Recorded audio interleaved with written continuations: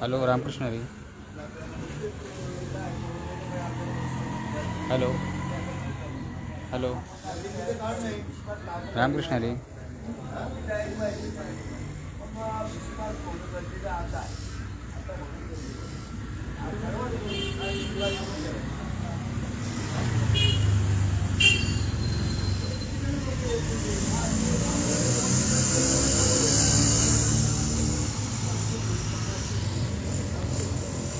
Hello Mauli, reply द्या मला, reply.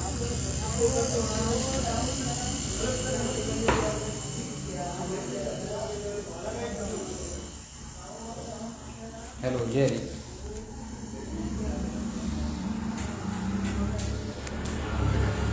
माझा आवाज येतो स्पष्ट?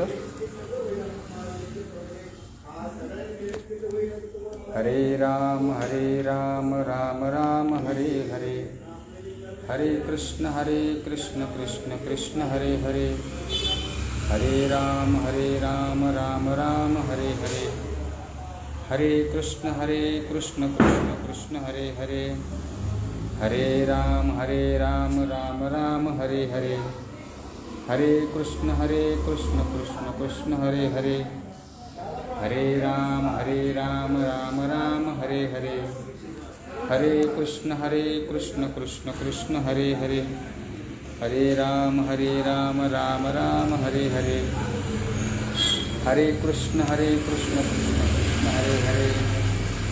कुंडली कवरदा विठ्ठल, श्री ज्ञानदेव तुकाराम, पंढरीनाथ भगवान की जय.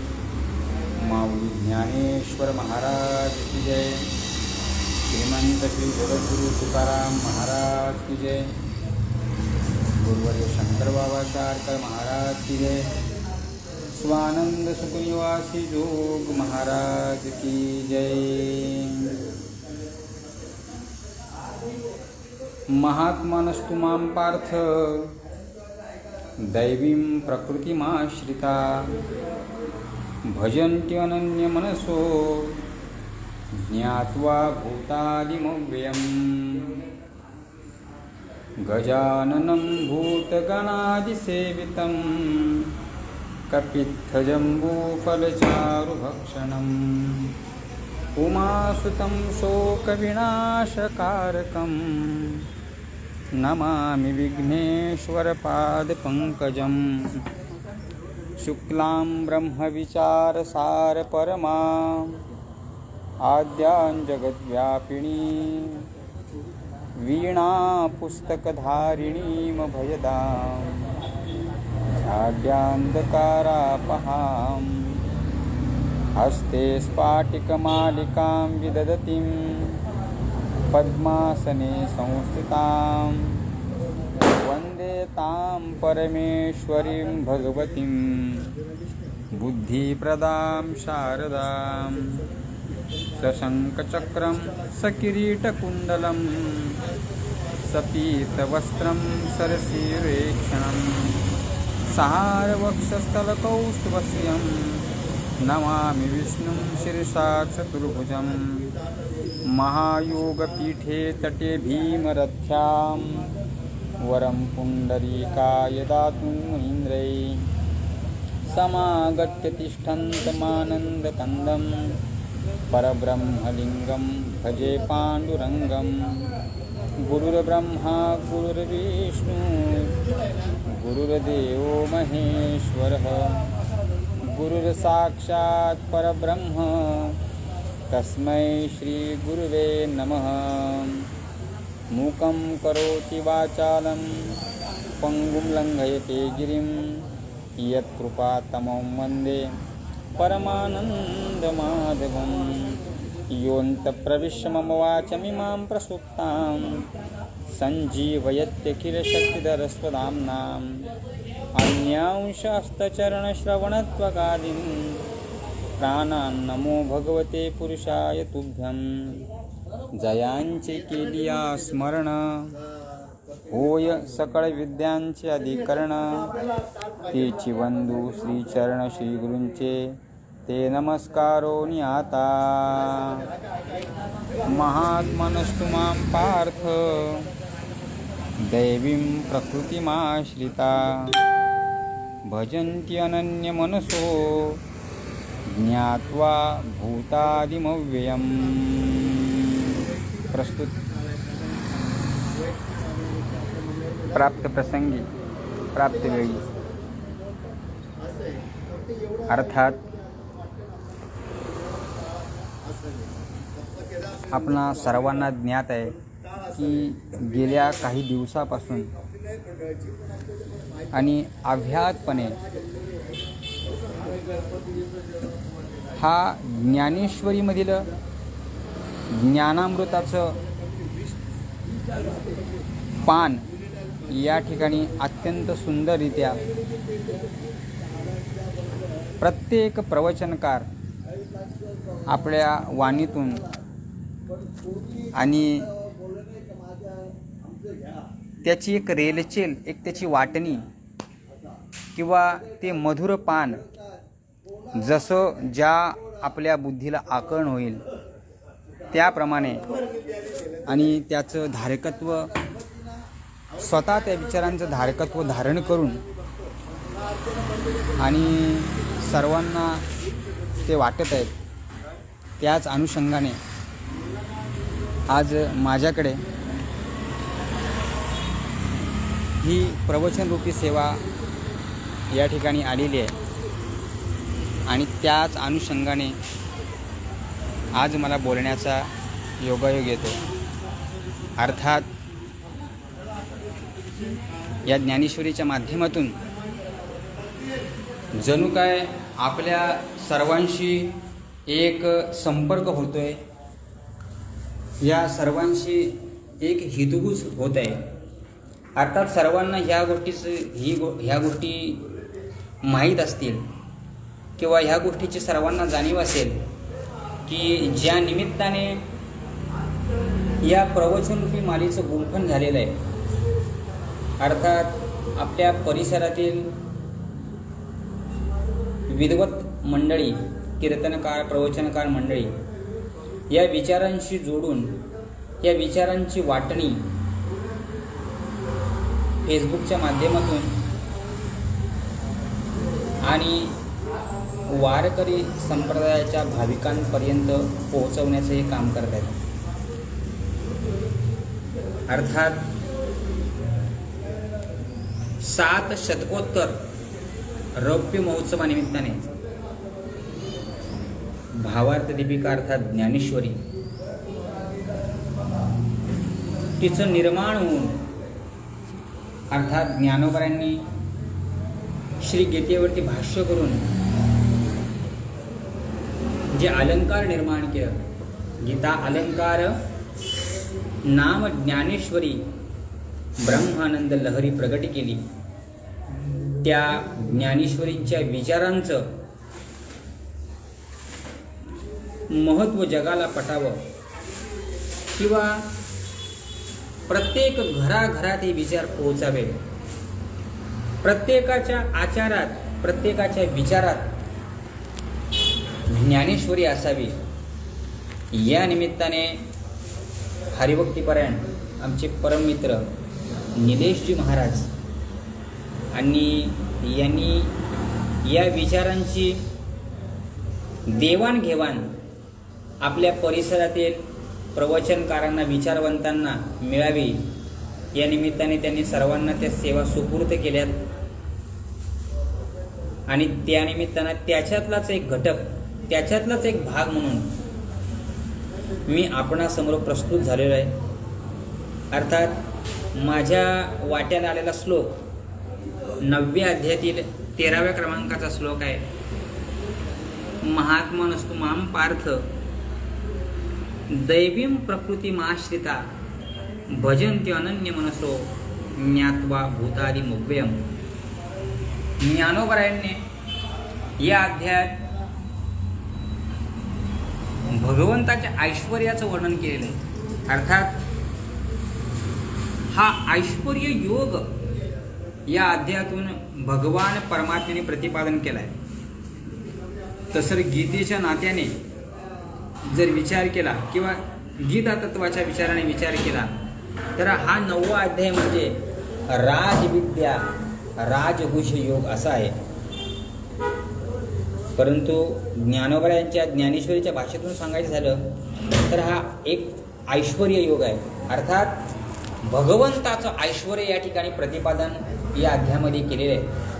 गीतेचा जर विचार केला तर म्हटलं की गीता अलंकार नाम ज्ञानेश्वरी. गीता एक नाही का सुवर्ण आहे, परंतु त्या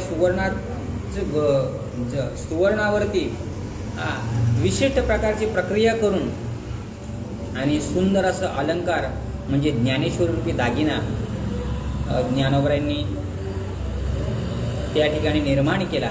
बरं का, असामान्य असं हे चिंतन आहे. ज्ञानेश्वरी हे हा जो चिंतनाचा विषय आहे. ज्ञानेश्वरी ग्रंथ म्हणजे ललित साहित्यातील एक तेजपुंज तारा म्हणजे ज्ञानेश्वरी ग्रंथ आहे. ज्ञानोबराय सांगतात की माझ्या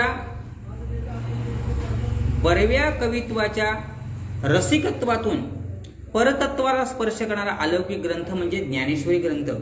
ज्ञानोबराय सांगतात वाचे बरवे कवित्व, कवित्वी बरवे रसिकत्व, रसिकत्वी परतत्व स्पर्श जायचा. बरव्या कवित्वाच्या रसिकत्वातून परतत्वाला स्पर्श करणारा अलौकिक ग्रंथ म्हणजे ज्ञानेश्वरी होय.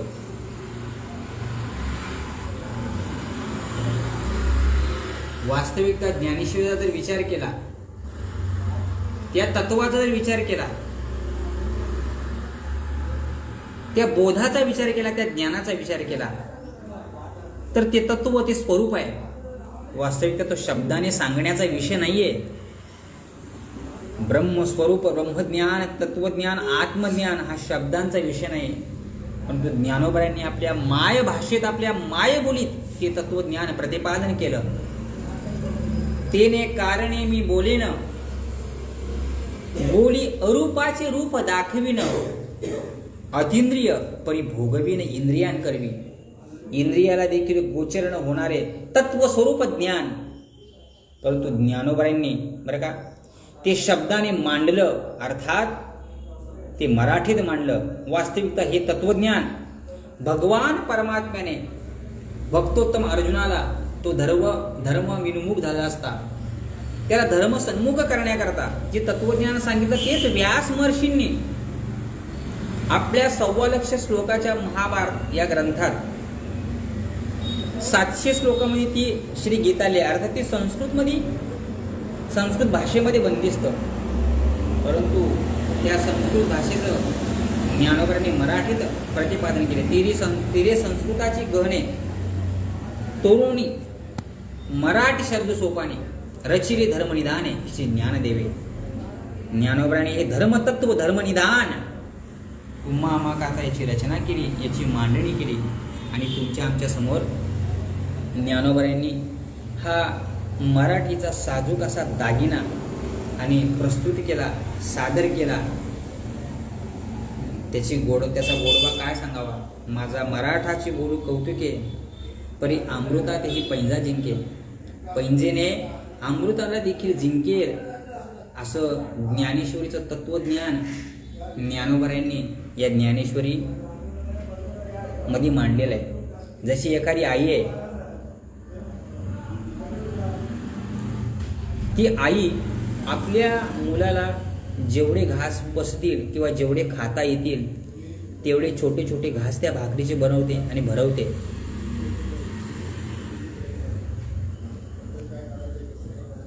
त्या प्रकारे ज्ञानोबरायांनी ज्ञानेश्वरीचं हे श्री गीतेचं अथांग आणि व्यापक असं तत्वज्ञान,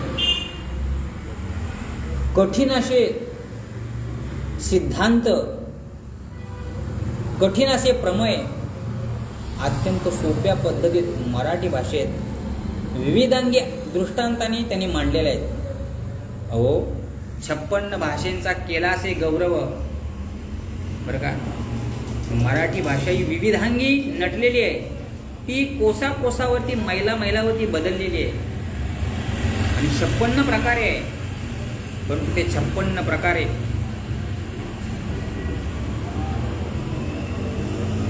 च्या भाषा ज्ञानोबरांनी आपल्या ज्ञानेश्वरीमध्ये मांडलेल्या आहेत. ते विचार ज्ञानोबरांनी या ज्ञानेश्वरीमध्ये मांडलेले आहेत. त्या भाषेचा गौरव केलेला आहे आणि अत्यंत सोप्या भाषेत आपल्याला कळावं म्हणून ज्ञानोबरांनी याची रचना केली आहे, त्याची मांडणी केली आहे आणि त्याचा उपभोग तुम्ही आम्ही सर्वजण घेत आहात. आणि ही ज्ञानेश्वरी सर्वांपर्यंत पोचावी, हे विचार सर्वांपर्यंत पोचावे.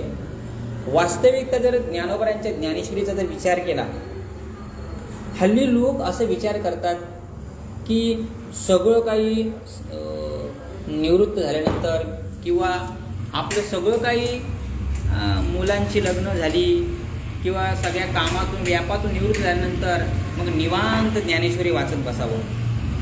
परंतु तसला काही विचार नाही आहे बरं का.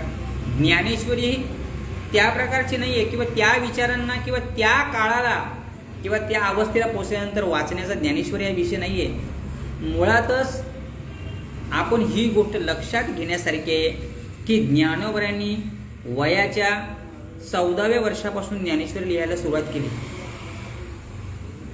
आणि त्यांनी वयाच्या 16व्या वर्षी ती ज्ञानेश्वरी पूर्ण केली. म्हणजे 14, 15 आणि 16 या कालखंडात ज्ञानोबरांनी ज्ञानेश्वरीची रचना केली. त्यांचं वय त्यावेळेस केवढं होतं. मग त्यांनी जर त्या काळात ज्ञानेश्वरीची निर्मिती केली आहे, त्या वयात जर ज्ञानेश्वरीची निर्मिती केली आहे, मग आपण ज्ञानेश्वरी म्हातारपणात का वाचावी.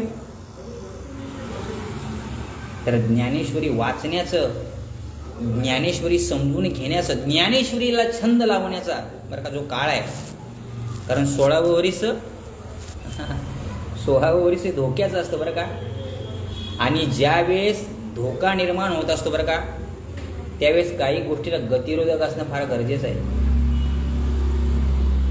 जोपर्यंत गतिरोधक नसेल ना तोपर्यंत गाडी आपली सुसाट वेगाने कुठे जाईल, कुठल्या रस्त्याने भरकडे सांगता येत नाही बरं का. त्याच्यासाठी त्या काळखंडात बरं का, त्या तारुण्याच्या वयात, त्या मदमस्त वयात बरं का, या तत्वज्ञानरूपी विचाराला ज्याचा स्पर्श झाला, या तत्वज्ञानरूपी परिसराला ज्याचा स्पर्श होईल,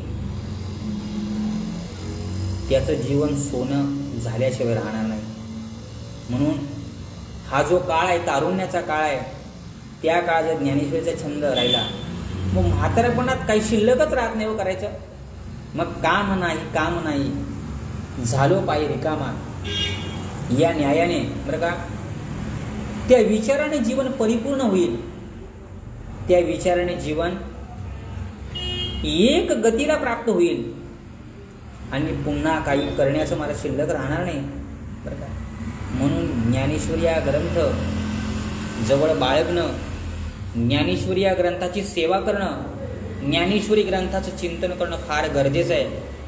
अर्थात श्री गीतेमध्ये 18 अध्यायांची रचना केली आहे. अर्थात ज्ञानेश्वरीमध्ये देखील 18 अध्याय आहेत.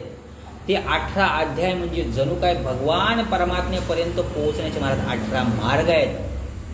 त्या मार्गाचं अनुसरण आपण जर केलं तर सहजपणे भगवंतापर्यंत पोहोचू ना. संत ज्या मार्गाने गेलेले आहेत बरं का, त्या मार्गाने जर आपण गेलो तर सहज ना तिन्हीची पंथे चालू जाता, न पडे गुंता कोठे काही. त्या जर मार्गाने आपण गेलो तर कुठेच गुंतण्याचं बरं का, कुठे अडण्याची आवश्यकता नाही. म्हणून ज्ञानेश्वरीचे 18 अध्याय म्हणजे भगवान परमात्म्यापर्यंत पोहोचण्याचे 18 मार्ग आहेत. हा जो अध्याय आहे, हा आपण ज्या अध्यायाचं आपण चिंतन करतो तो अध्याय 9वा अध्याय. आणि 9वा अध्याय हा राजविद्या राजकुश योग आहे. अर्थात सर्व विद्यांमध्ये श्रेष्ठतम विद्या, सर्व विद्यांमध्ये सर्वोत्तम विद्या, सर्व विद्यांची बरं का राज्ञी जिला म्हणतात राजविद्या. आणि त्या विद्येचं गुह्य ज्ञानोबरांनी हे प्रकट केले. प्रकट गुह्य बोले विश्वरम्मची केले ज्ञानोबरांनी. ते गुह्य तुमच्या आमच्या समोर प्रकट केलंय बरं का. आणि गुह्य गोष्ट तेव्हाच सांगितली जाते की जी सांगितल्यानंतर एक ज्याचं हित होणार आहे. आणि त्या दृष्टीने ज्ञानोबरांनी या गुह्याचं प्रकट आणि या अध्यायाद्वारे तुम्हा आम्हाला सांगितलेलं आहे. अर्थात मी ज्या श्लोकाचं चिंतन करतोय तो श्लोक म्हणजे महात्मनस्तु माम पार्थ दैवीं प्रकृतिमाश्रिता भजन्ति अनन्य मनसो ज्ञात्वा भूतादिमव्यम. भगवान कृष्ण परमात्मा अर्जुनाला सांगतात की दैवी प्रकृतीचा आश्रय करणारे महात्मे, बरं का, महात्मा नसतो माम पार्थ दैवीं प्रकृतीम आश्रिता, दैवी प्रकृतीचा आश्रय करणारे ते महात्मे भजन्ति अनन्य मनसो ज्ञात्वा भूतादिमव्यम. बरं का, मी अखंड भूतांचं परिपालन करणारा वे असणारा ते मला जाणून आणि नित्य स्वरूपाने माझं भजन करतात. अर्थात दैवी प्रकृतीचा आश्रय करणाऱ्या दैवी स्वभावाचं दैवी स्वभावाला अंगीकारून किंवा दैवी स्वभावाला आश्रय करून जे महात्मे सतत भगवत चिंतनात राहतात त्या भगवत भक्ताचं चिंतन या ठिकाणी भगवान परमात्मा अर्जुनाला सांगतात. अर्थात दैवी स्वभावाचा गुण ज्याच्यामध्ये आहे त्या संत महात्म्यांचं चिंतन भगवान परमात्मा या श्लोकांमध्ये सांगतात. हा श्लोक 13वा आहे. याच्या आधी भगवान परमात्म्याने आसुरी लोकांचं वर्णन केलेलं आहे. बरं का, काही लोक साशंक आहेत. मला वाटतं 11व्या श्लोकामध्ये सांगतात अवजानन्ति मां मूढा मानुषं तनुमाश्रिता परम भाव मजानंतो मम भूत महेश्वरम. अरे अर्जुना, अवजानन्ति मां मूढा, मूढा माम अवजानन्ति. मूर्ख लोक, मूर्ख माणसं मला न जाणता. अवजानन्ति मां मूढा मानुषीम तनुमाश्रिता परम भाव मजानंत मम भूत महेश्वरम. मला न जाणता अज्ञानपणे माझ्यावरती, बरं का, मनुष्य रूपाची भावना करतात. मी देखील एक जीव आहे, बरं का, मी एक शरीरधारी आहे, मला अवयव आहे, मी मरणार आहे, बरं का, मला आयुष्य आहे. अशा प्रकारे माझ्यावरती आरोप गुणदोष लावून, बरं का, मानुषीम तनुमाश्रिता परम भाव मजानंत मम भूत महेश्वर, मला न जाणता मनुष्य धर्माचे आरोप लावतात. अर्थात ते अज्ञानी आहेत आणि अज्ञानी हे दैवी कसे होतील? अर्थात ज्यांच्या ठिकाणी अज्ञान आहे, अर्थात आसुरी संपत्तीचा आग्रह त्यांच्यात आहे. पुढच्या श्लोकात सांगतात मोघाशा मोघ कर्मानो मोघ ज्ञान विचेतस राक्षसी आसुरींचैव प्रकृती मोहिनिष्ठिता.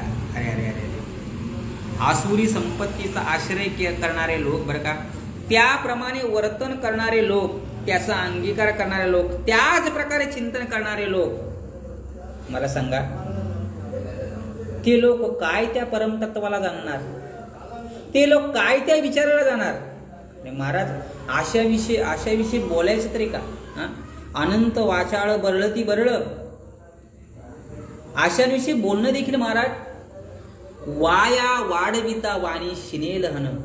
मला सांगा, यांच्याविषयी बोलणं, यांच्याविषयी सांगणं देखील, बरं का, आपल्या वाणीला दूषण लावण्यासारखं आहे, आपल्या वाणीला दोष लावण्यासारखं आहे. बरं का, वाईटचं स्मरण देखील होऊ नये, वाईटचं चिंतन देखील होऊ नये, वाईट ऐकू नये, वाईट पाहू नये. आशाविषयी बोलणं म्हणजे वाणीला दोष लावणं आहे. आशांना पाहणं म्हणजे डोळ्यांना दोष लावणं आहे. म्हणून अशा आसुरी संपत्तीचा अंगीकार करणारे लोक, आसुरी संपत्तीचं चिंतन करणारे लोक, विचार करणारे लोक, बरं का, यांची गोष्टच काय, बरं का, यांचं स्वप्नात स्मरण देखील होऊ नये. बरं का, ज्ञानवर सांगतात वाया वाढविता वाणी शिनेल. बरं का, गोष्ट आशांची ऐकावी, कथा आशांची ऐकावी, स्मरण आशांचं करावं, चिंतन आशांचं करावं, की ज्यांचं स्मरण केल्यानंतर, चिंतन केल्यानंतर महाराज अंतःकरणाला समाधानाची प्राप्ती होईल, अंतःकरण सद्गदित होईल, आजूबाजूचा परिसर आपोआप पवित्र वातावरणाची निर्मिती होईल. नवे नवे या संसाररूपी मायामध्ये आपण हरवल्यानंतर आपल्याला जर शोधायचं असेल ना, तर काय करावं? हरपले आपणापे पहावे, तै संता ते पाहता गिवसावे, म्हणून वाणावे ऐकावे तेची सदा. आपला आत्मभाव या संसारूपी मायेमध्ये जर हरपला असेल, आपण या संसारामध्ये हरवलो असेल ना, तर आपल्याला शोधण्याकरता आपला आत्मभाव शोधण्याकरता, आपलं तत्व शोधण्याकरता, किंवा आपण कुठे आहोत हे पाहायचं असेल ना, तर त्या संतांकडे पाहावं बरं का. त्यांचं स्मरण करावं, त्यांचं चिंतन करावं बरं का. त्यांच्या संदर्भानेच विचार करावा. जर असं आपण केलं तर आपला हरवलेला आत्मभाव जागृत होईल आणि आपण कुठे हरवलोय बरं का हे आपल्या लक्षात येईल. आणि आपण जागरूक कुठे राहायचं आहे हे देखील आपल्या लक्षात येईल. हरपले आपणापे पहावे, ते संता ते पाहता गिवसावे, म्हणून वाणावे ऐकावे तेची सुद्धा. म्हणून त्यांचंच वर्णन करावं, त्यांचंच चिंतन करावं, त्यांचं स्मरण करावं. या उद्देशाने आजचा जो श्लोक देखील आहे तो त्याच प्रकारचा आहे. महात्मानस्तु मां पार्थ दैवीं प्रकृतीम आश्रिता भजन्ति अनन्य मनसो ज्ञात्वा भूतादिमव्यम. जो भूतांना धारण करणारा, जो भूतांना उत्पन्न करणारा असा भगवान परमात्मा आहे, त्याला जाणून बरं का, ते महात्मे, ते संत त्या भगवंताचं चिंतन करतात. अहो नवे नवे स्वतः भगवान परमात्मा त्यांच्या हृदयात महाराज येऊन येतो. या श्लोकावरची पहिलीची इतकी मार्मिक ओवी ज्ञानोबांनी मांडलेली आहे. ज्ञानोबा म्हणतात, जयाची चोखते मानसी, मी होऊन यासे क्षेत्र संन्यासी, ते या निजरियांदी उपासी वैराग्य गा. महाराज भगवान परमात्मा त्यांच्या हृदयात अशा प्रकारे येऊन राहतो की क्षेत्र संन्यास घेतो बरं का. त्यांच्या हृदयातून निघायचं नावच घेत नाही. हे महाराज मला सांगा, ज्याच्या हृदयात भगवान परमात्मा येऊन राहतो, महाराज ते हृदय कसं असेल हो? ते हृदय कसं असेल? देव कुठे असतो माहिती आहे का? देव मंदिरात असतो. कुठे राहतो देव? मंदिरात राहतो. अर्थात ज्याचं अंतःकरण मंदिराप्रमाणे पवित्र झालेलं आहे. मंदिर कशाला म्हणतात? जिथे मंगलता आहे, जिथे दिव्यता आहे आणि जिथे रम्यता आहे त्याला मंदिर म्हणतात. मंदिर, मंगलता, दिव्यता आणि रम्यता. मंगलतेचा, दिव्यतेचा आणि रम्यतेचा जिथे वास आहे त्याला महाराज मंदिर म्हणतात. आणि ज्याचं अंतःकरण मंगल आहे, ज्याचं अंतःकरण दिव्य आहे, ज्याचं अंतःकरण महाराज रम्य आहे ना, अशाच ठिकाणी भगवान येऊन राहतो. तुका म्हणे चित्त करावे निर्मळ, येऊनी गोपाळ राहे तेथे. ज्याचं चित्त, ज्याचं अंतःकरण निर्मळ आहे, ज्याचं अंतःकरण शुद्ध आहे, पवित्र आहे, भगवान परमात्मा त्या ठिकाणी येऊन राहतो. भगवान परमात्मा त्या ठिकाणी वास्तव्य करतो. नवे नवे त्या ठिकाणी जाण्याचं महाराज नावच घेत नाही. भगवान परमात्मा स्वतः म्हणतात ना, जयाची चोखटे मानसी, मी होऊन याचे क्षेत्र संन्यासी. क्षेत्राचा महाराज संन्यास घेतात. ते त्या क्षेत्रातून ते कुठेच जाण्याचं नाव काढत नाही. अशा प्रकारे स्वतः भगवान परमात्मा ज्यांच्या अंतःकरणात हृदयात राहतो, महाराज विचार करा. मग आशांचं चिंतन करावं, आशांचं स्मरण करावं. का करावं? त्यांचं स्मरण का करावं? त्यांचं चिंतन का करावं? त्यांच्या कथा का ऐकाव्या? कारण त्यांच्याकडे असणारं चिन्ह, त्यांच्याकडे असणारी लक्षणं, त्यांच्याकडे असणारे गुण, महाराज त्यांच्याकडे असणारा जो स्वभाव आहे ना,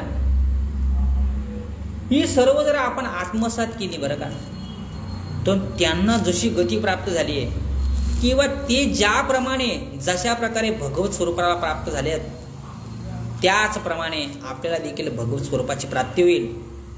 त्याचप्रमाणे आपण देखील भगवंताला प्रिय होऊ. स्वतः भगवान म्हणतात, आम्हा तयाचे व्यसन तो आमचे विधी निधान. म्हणजे भगवान परमात्म्याला त्यांचं व्यसन लागतं, भगवान परमात्म्याला त्यांची गोडी लागते. असं संत महात्म्यांच्या जीवनामध्ये महाराज काय असेल, किंवा संत महात्म्याने असं जीवनामध्ये काय कार्य केलं, की भगवान परमात्म्याला त्यांची गोडी लागावी. भगवान परमात्मा त्यांच्या भक्तीसाठी वेडा होतो, तो नाचतो. वेडा झाला लाचा बडा भक्तीशी. बरं का, भगवान परमात्मा त्यांच्या भक्तीत वेडा होतो, लाचा होतो भक्तीला. आणि भगवान परमात्मा हा कोणत्याच मापाने मोजला जात नाही. बरं का, भगवान परमात्म्याला मोजण्याकरता माप फक्त महाराज भक्तीचंच लागतं. इतर कुठल्याच मापाने भगवान परमात्मा मोजला जात नाही. भक्तीची या मापे मोजितो अनंता, इतराने तत्वता न मोजवे. फक्त भक्ती तत्वाने, भक्तीच्या मापाने भगवान परमात्म्याचं परिमाण काढता येतं. बरं का, भगवान परमात्म्याची व्यापकता, भगवान परमात्म्याची विशालता, बरं का, ती कुठल्याच साधनाने मोजता येत नाही. ते मोजण्याचं साधन भक्ती आहे. आणि भक्ती हे साधन बरं का संत महात्म्यांनी आत्मसात केलं असतं. भक्ती स्वरूप संत महात्मे झालेले असतात. बरं का, म्हणून त्यांचं चिंतन होणं, त्यांचं स्मरण होणं फार गरजेचं आहे. अहो, पुण्यवंत जर व्हायचं असेल ना, पुण्यवंत, तर त्यांचं स्मरण करावं. पुण्यवंत व्हावे घेता सज्जनांची नावे. बरं का, किंवा त्यांचं स्मरण गेलं तर पापाचा नाश होतो. पापाचा काय होतो? नाश. तुका म्हणे पापे जाती संतांची जपे. त्यांचं तर तुम्ही जप केलात बरं का, तर पापांचा नाश होतो. नवे नवे संत महात्म्यांचं नामस्मरण केल्यानंतर यमाला देखील महाराज धाक होतो. तुकाराम तुकाराम नाम घेता कापे यम. असं त्या संत महात्म्यांच्या नामामध्ये सामर्थ्य आहे. बरं का, कारण त्याने भक्ती सामर्थ्याने, बरं का, आपल्या भक्तीच्या बळावर भगवान परमात्म्याला आपलासा केलेला आहे. भगवान परमात्म्याला त्यांनी जवळ केलंय. बरं का, त्याच्यामुळे सर्व विकार व काळ देखील त्यांना घाबरतो. स्वतः तुकोबार म्हणतात, जगा काळ खाय आम्ही माथा दिला पाय. जगा खाणारा तो काळ, परंतु संत महात्म्याने, बरं का, त्या काळावरची देखील मात केली आहे. बरं का, आणि त्या संत महात्म्यांचं चिंतन, त्या संत महात्म्यांचं स्मरण होणं फार गरजेचं आहे. ते संत महात्मे, बरं का, तुम्हा आम्हाला काय देतात? मिळवण्याकरता काय देतात? संत महात्मे तुम्हा आम्हाला मिळवण्याकरता, अहो, संसाराच्या गोष्टी तर या क्षुल्लक आहेत. बरं का, त्या का संसाराच्या गोष्टी, जर संत महात्म्यांना जाणलं तर पेट्रोलचा भाव कमी होणार आहे का? संत महात्म्यांना जाणलं तर दिवाळीच्या फराळाच्या साहित्याचा भाव कमी होणार आहे की वाढलेला तेलाचा भाव आहे तो कमी होणार आहे? संत महात्म्यांना जाणल्यानंतर या संसारातल्या अशा कोणत्याच गोष्टींवरती परिणाम होत नाही. बरं का, संत महात्म्यांना का जाणायचं? संत महात्म्यांना का जाणायचं? लक्षात घ्या, मानवी जीवनामध्ये येणाऱ्या सुखदुःखांचा जो भाग आहे, परिभाग आहे, बरं का, याचा संबंध प्रारब्धाशी आहे. बरं का, आज नाही तर उद्या तुम्हाला ते प्रारब्धाचे भोग भोगावेच लागणार. त्याच्यामध्ये यत्किंचित देखील बदल होणार नाही. बरं का, प्रारब्धाचे भोग आपापल्या कर्मानुसार प्रत्येकाला भोगावे लागणार. आद्य वा आब्द शब्दांते, म्हणजे आज किंवा 100 वर्षांनी का होईना, कर्माचा जो भाग आहे तो प्रत्येकाच्या वाटेला आलेला आहे, तो प्रत्येकाला भोगावाच लागणार. याच्यात तीळ मात्र संशय नाहीये. कर्मधर्म संयोगाने तुमच्या आमच्या वाट्याला जे कर्म आलेले आहे त्या कर्माचा भोग तुम्हा आम्हाला भोगावाच लागेल. त्याच्यामध्ये बदल नाही.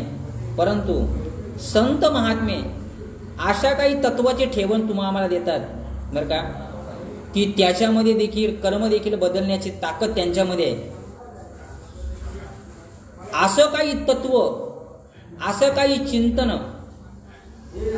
संत महात्मे तुमच्या आमच्या हाती देतात की त्याच्या जोरावरती प्रारब्ध कर्माला देखील आपण तोड देऊ शकतो.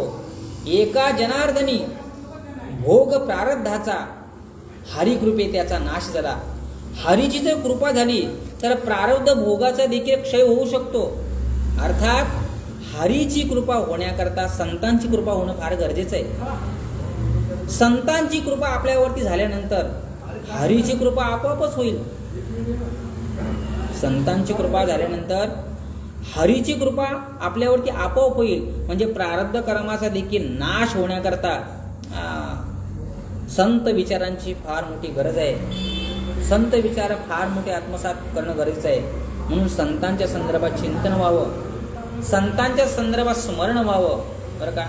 संत जीवनाचा फार विचार व्हावा. भगवान परमात्मा चिंतन म्हणतात, महात्मनस्तु माम पार्थ दैवीं प्रकृती माश्रिता भजन्ति अनन्य मनसो ज्ञात्वा भूतारी मौल्यम. परमात्मा सांगतात की दैवी प्रकृतीचा आश्रय करणारे ते संत महात्मे मला जाणून आणि माझी सेवा करतात, माझं भजन करतात. अर्थात दैवी प्रकृतीचा आश्रय जीवनामध्ये होण्याकरता संत जीवनाचा विचार होणं फार गरजेचं आहे. आणि अशा संतांच्या जीवनामध्ये भगवत चिंतन हे वारंवार असल्याकारणाने, भगवत स्मरण हे वारंवार असल्याकारणाने, बरं का, भगवान परमात्म्याची असीम अशी कृपा त्यांच्यावरती असते. मग महाराज तुम्ही म्हणता की ते संत महात्मे किंवा ते भक्त त्याने भगवंताचं स्मरण केल्याने, भगवंताचं चिंतन केल्याने, भगवान म्हणजे दैवी गुणांचा आश्रय केल्याने आणि भगवान परमात्मा त्यांच्याजवळ वास करतो, अर्थात त्यांच्या हृदयात येऊन राहतो. मग अशी काही उदाहरणं आहेत का तुमच्याकडे की ज्याच्याने भगवान परमात्म्याने ज्यांच्या हृदयात वास केलाय किंवा भगवान परमात्मा ज्यांच्या हृदयस्थ स्थानी विराजमान झालेला आहे? तर असे अनेकविध भक्त आहेत, बरं का, की भगवान परमात्मा त्यांच्या घरी राबलाय. भगवान परमात्मा त्यांच्यासाठी नाही तेथे केले. भगवान परमात्म्याने तो प्रल्हाद युगामध्ये घेता बहुते संकटे किरटी. त्या प्रल्हादाने सांगा ना किती संकटे घेतली, बरं का, किती संकटे झेलली. एकेका संकटाचं जर वर्णन केलं, बरं का, प्रल्हादाची पिता करीतो जाचणी परी तो मनी स्मरे नारायण. त्याच्या वडिलांनी त्याला किती त्रास दिला, किती छळलं. अनेक प्रकारचे असे मरणाच्या यातना देणारे प्रयोग केले, नवे नवे मरणाला पोचवणारे प्रयोग केले. पण असं म्हणतात ना, देव तारी त्याला कोण मारी, किंवा देव राखे तया मारील कोण, नमोडे काटा हिंडतावन. जर देवाच्या मनात असेल, बरं का, तर त्याला कुणीच काही करू शकत नाही. का तर भगवत चिंतनाने ते महात्मे, ते भक्त, बरं का, एवढे तल्लीन झालेले असतात, एवढे तद्रूप झालेले असतात की त्याद्वारे महाराज त्यांना जगायचं मरायचं याचं देखील भान नसतं. त्यांच्या अंतःकरणाची वृत्ती भगवान परमात्म्याच्या ठिकाणी इतकी तदाकार झालेली असते, इतकी तल्लीन झालेली असते, बरं का, की त्यांच्या या शरीराच्या नाशवंत देहासंबंधाने घडणाऱ्या घटना त्या झाल्या काय न झाल्या काय याच्यावरती, ती वृत्तीवरती शिल्लक राहिलेली नसतात. परिपूर्ण अवस्थेला प्राप्त झालेले संत, भगवत तत्वाला प्राप्त झालेले संत, बरं का, आपल्या जीवनात येणाऱ्या संसारातील सुख दुःखाच्या कुठल्याही गोष्टीला समोर जात असताना ते, बरं का, सुखाने सुखी होत नाही किंवा दुःखाने दुःखी होत नाही. त्यांच्या जीवनातील विचाराचा जर भाव असला तर समता, बरं का, हा फार मोठा गुण आहे संत महात्म्याच्या जीवनामध्ये.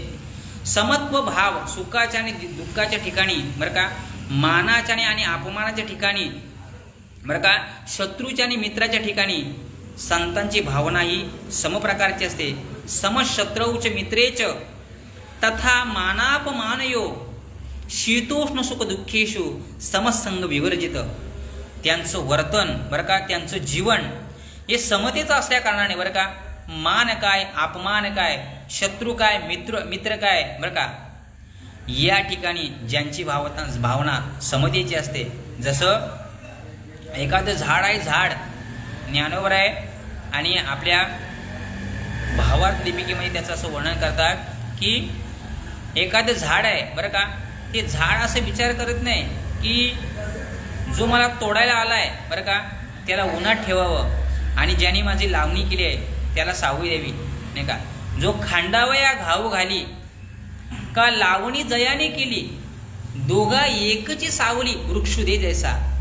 जसं झाड दोघांना सारखी सावली देतं, बरं का, तसं संतांच्या ठिकाणी समता नावाचा जो गुण आहे, बरं का, तो जगाच्या विषयी विचार करत असताना सारखेपणाचा आहे, बरं का.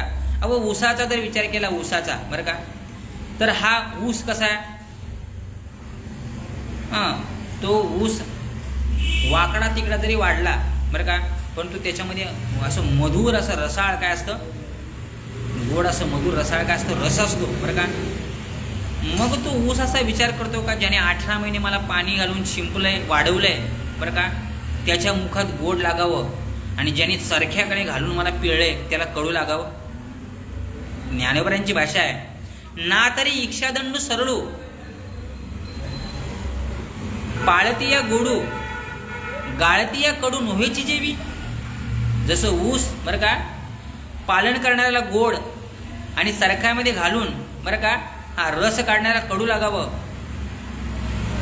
हे जसं त्या ऊसाच्या ठिकाणी असं भेदपणाचा भाव नाही, बरं का, त्या ठिकाणी तो ऊस आपल्या सरळपणाने दोघांना देखील गोडवा चाखायला देतो, तसं संतांचं अंतकरण देखील गोड आणि मधुर असतं, बरं का. दोन्हीच्या ठिकाणी ते शांत असतात. आणखीन एक असं छान असं उदाहरण दिलंय, पाण्याचा स्वभाव आहे, पाण्याचा स्वभाव आहे, जो पिल त्याला तो कसं करतोय, त्याची तृषा, बरं का, त्याची शांत करणारा कोण आहे, पाणी आहे. पण मग तो असा विचार करतो का की पाणवाठ्यावरती जर पाणी पिण्याकरता एखादा वाघ आला तर तो हिंस्र आहे म्हणून वाघाची आपण ताण भागवायची नाही, किंवा गाय ही शांत स्वभावाची आहे म्हणून तिची तृषा किंवा ताण हारायची, तिची ताण शांत करायची आणि वाघाची शांत करायची नाही. हा जसा पाण्याचा स्वभाव नाही आहे. गायीची तृषा हारू का व्याघ्रा विष होऊनी मारू, हे नेणीची गा करू तोय जैसे. हे जसं पाणी करत नाही, बरं का वाघाला विष होऊन मारायचं आणि गायीची ताण शांत करावी, हे जसं, बरं का, त्या पाण्याच्या ठिकाणी नाही, तसं संतांचं महाराज जीवन आहे. संतांचं जीवन हे समतेचं जीवन आहे महाराज, बरं का. आणि समता फार मोठा गुण त्यांच्याकडे आहे, बरं का. असे संतांचे अनेक विविध गुण आहेत, बरं का. त्या गुणांची जोपासना, ते गुण आपल्या अंगीभूत अंतर्भूत करून ते सांभाळून, किंवा त्या गुणांची जी लेणी आहे ते गुण, ते तत्व या ज्ञानेश्वर रूपी ग्रंथामध्ये ज्ञानोबरांनी मराठी भाषेमध्ये, मराठी वाङ्मयामध्ये मांडलेले आहेत. आणि त्याचं चिंतन करायचं, त्यांचं मनन करायचं, बरं का. लक्षात ठेवा, आपण जे चिंतन करतो, जे मनन करतो, जे स्मरण करतो, बरं का, तेच आपल्या जीवनामध्ये किंवा आपल्या विचारामध्ये उतरत असतं, आपल्या बुद्धीमध्ये उतरत असतो. आणि ज्ञानोबरांनी मांडलेले तेच विचार आपण देखील आत्मसात करायचे. संत महात्म्यांनी ते विचार, बरं का, त्या दैवी गुणांना आश्रित केलं, बरं का.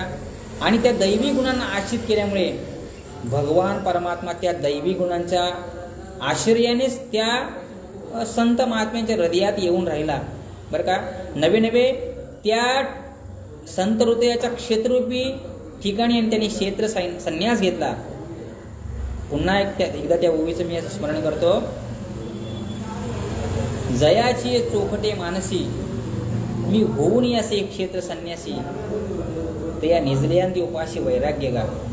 म्हणजे वैराग्याने परिपूर्ण असणारे, झोपेत देखील त्यांचं वैराग्य असतं महाराज. संत महात्म्यांचं वैराग्याचा जर विचार केला तर त्यांचं वैराग्य झोपेत देखील असतं महाराज.